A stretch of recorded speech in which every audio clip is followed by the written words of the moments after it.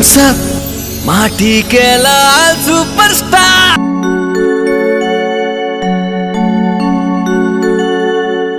रोहित बाबू जी भैया का गावल चाहत बा आज? पूर्वी सुना देत हई। इत्मीनान से सुनावा।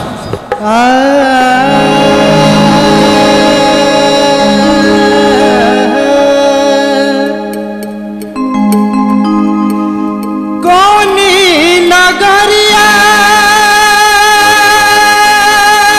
मोरा सैया जी के डेरा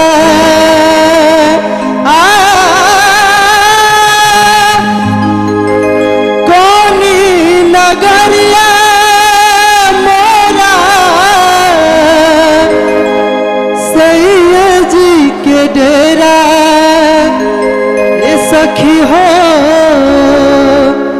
कैसे जइबे नायन जानी रे डगरिया कैसे जइबे नायन जानी रे डगरिया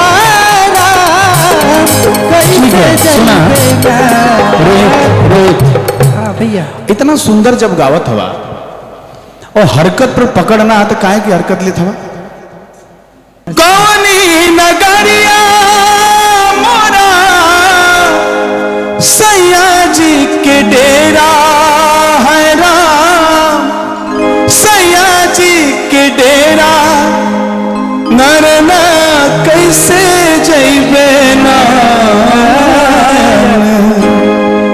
जान रे डगरिया।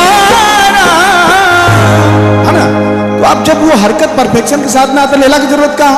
एक बार आपको हम लोग और सुनेंगे सेकेंड राउंड में।